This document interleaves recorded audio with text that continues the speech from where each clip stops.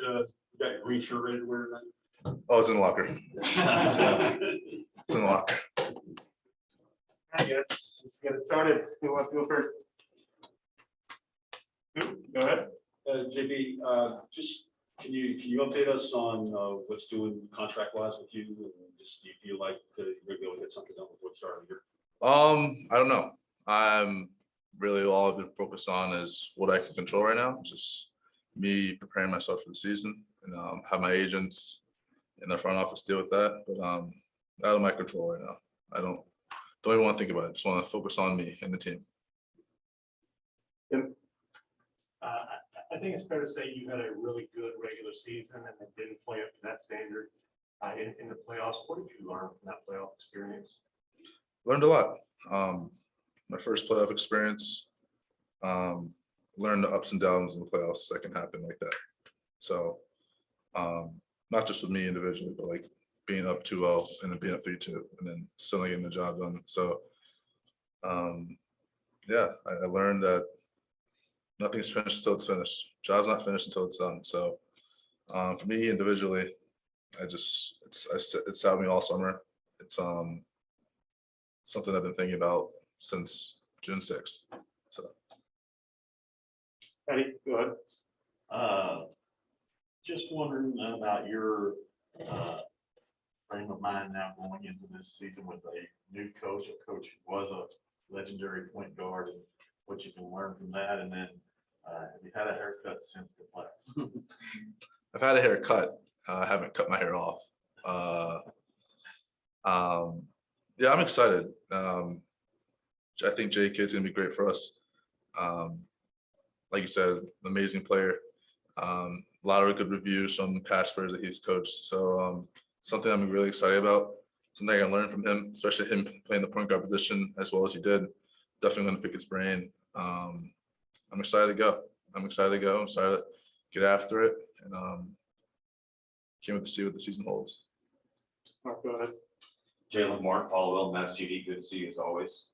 We all saw last year a jump in your game from season 2 to season 3. It was abundantly clear on the floor, and the numbers bore that out and everything. Where are you looking for the improvements from year 3 to year 4? Just everywhere. Not just there's not something particularly that I've always focused on moving from year to year. Just want to keep hitting singles. Keep hitting singles, keep chipping away, keep getting better. Just finding ways to keep myself motivated, which is honestly not that hard, but I'm just excited to get going. I've been working all summer and feeling great.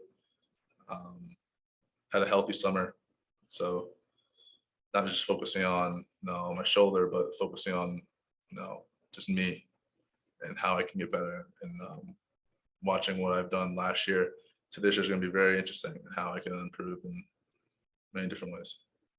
Kelly, go ahead.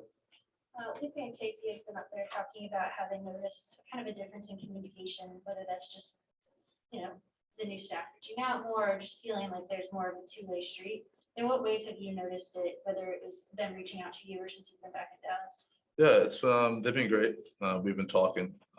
They're preaching communication, and so I think that's just key for a team to be as good as they want to be. It's being able to talk, be able to talk to the good times, talk to the tough times. Always having that sense of communication is going to help us just be the best thing we can be. Communication, being accountable, all that stuff is going to just help us be the best team we can be. Brad. Yeah, following up on that, one of the things Jason has says that he expects you guys to play faster. How's that going to look exactly? How are you going to play faster? Guess we'll see tomorrow. I just think it's going to be just a lot of more pace, more pace, pushing the ball, letting guys bring the ball up the court, everyone be able to make plays, everyone just, obviously playing within themselves, but just being creative. I think we have a lot of guys that can make plays, and we're gonna be able to see what everyone can do. So I'm excited for that. Like I said, not just myself, but a lot of guys have really worked on their game, and no one's looked like they've taken a step back to now. So hopefully we just keep going and make our way to be the best thing we can be. Wayne Price, Mavs.com, Jalen, could you just talk about the value of having a guy like Tim Hardaway we signed with his team?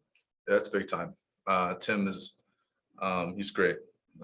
What he's brought to this team in the past couple of years has been nothing short of phenomenal. So just for him to come back and means a lot, not just to obviously us as a team, but the whole city, everyone who supports us. So he does a lot for us, and the stuff off the court as well. Being a leader he can be, that's going to go a long way for not just me, but younger guys and everyone else. Aggregates on bFb, you mentioned the healthy summer. You didn't care how short or long the offseason was last year, coming off a shorter offseason. How did it feel short? Or were you glad that it was short? How do you look at it? It has its pros and cons. Definitely a short offseason. I felt that. But it's something I want to feel next year. It's something that I kind of thought that's when the finals ends. When we lost, when the finals end. So how can we be the team to be there? How can we get there? And so even though it was a short off season, I guess it's something that we want. Pros and cons, everything. There's been so much talk about the idea of a secondary playmaker for Luka. How do you take to that when people don't think of you as the second, as having that particular skill set? Do you feel that you're a secondary playmaking type of player? Yeah, I feel like I'm a playmaker. Obviously, it's impossible not to see what people say, but just nod your head and keep on moving. That's all I can do. Cool. Let's jump to Zoom real quick. Mike Shapiro, you can start us off. Michael Shapiro, Sports Illustrated. Hi, Jalen. You've had kind of a front row seat to the Luka show through these 3 years. Are there any moments in particular of kind of his basketball brilliance, his playmaking skill that immediately stand out to you? He's had countless of legendary moments in 3 years. So I would say at least my favorite was my assist into the corner our rookie year. That would be my favorite. Because there was just the whole way we made eye contact the entire time, and we both kind of knew that the corner was going to be wide open. And so that was pretty special. Great, thank you. Chris?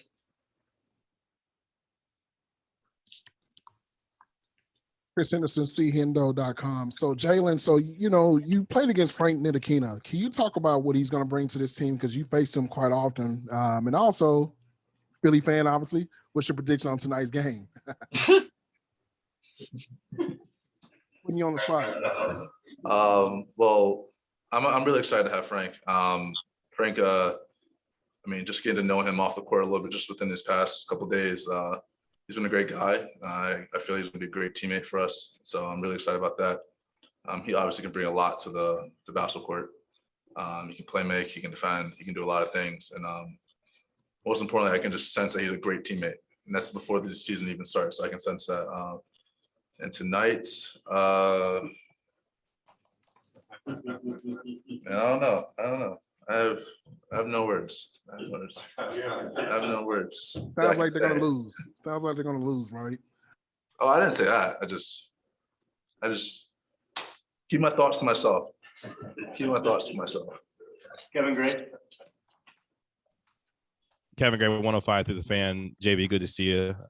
2 questions for you. First off, for you during the Clippers series, what did you learn most about yourself as a player and what you want to improve on specifically to ensure that you are in those moments and being able to contribute in those moments? And then secondly, for you, what's the biggest leap that you're wanting to take into your game going into this upcoming season? The first question, I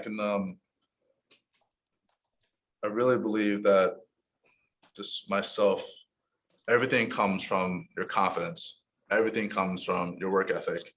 And so I find that those things go hand in hand. So I don't want to say I lost confidence, but I just know how hard I work. I just got to keep that same level of mentality throughout the entire series.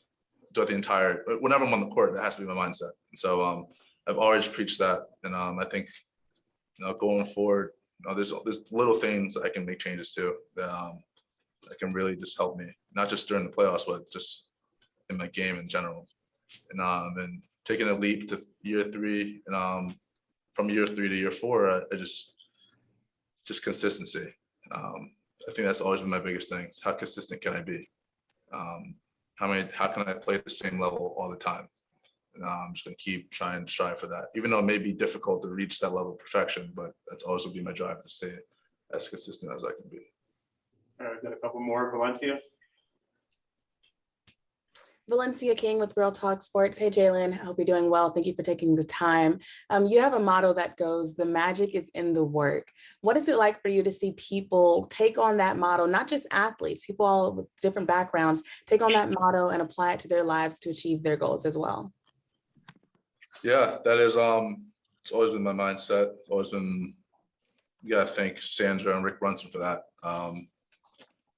And it kind of started when I was in high school. Whenever we had a game, whenever someone said something before the game, whether it was opposing coach or team, my mom and dad would have little signs around the house the morning of the game, have in the bathroom what they said, and under it saying the magic's in the work, have in the fridge before I took my lunch, have the thing that they said, have the magic's in the work. And somehow, some way, those 2 same papers found their way in my book bag before I went to school. So something that's always stuck with me. And I think it's huge to kind of have that mindset, not just in sports, but in life. I've been teaching the kids in my camp, those sayings, the magic is in the work, that saying. And I think that just kind of shows them you don't have to be the biggest, the strongest, the fastest, or the most athletic, the most talented. As long as you work as hard as you can in anything you can do, you're only going to keep striving to be the best you can be. That's all you can hope for. That's all you can ask for. So control what you can control. Don't worry about what other people say. Don't worry about what people think of you. Just control you and be who you are. Luke. Hey, Jalen, Luke Askey from Mavs Moneyball. So last year the vibes were immaculate. Just wondering if we could get our read on how the vibes are heading into this season. Vibes are still there. Their vibes are still immaculate. Very much still immaculate. I haven't heard that in a while. So Thank you. Go ahead. Hi, Jalen. Last year you finished in 4th place for the 6th Man of the Year award race. Is that something you have your eyes on this season? And if so, how do you plan to approach that and get your name out there amongst the people? It's something I've thought about, but my eyes are not set on that. I'm focused on what can I do to help this team win and move past the 1st round and beyond. That'll do it. Thanks for your time today, JB. Thank you, guys. Appreciate it. So Mark Ferrante, talked to Mark Ferrante last week. Says hi. Mark Mark Ferrante. Ferrante, yeah. You almost got those Nittany Lions. Almost.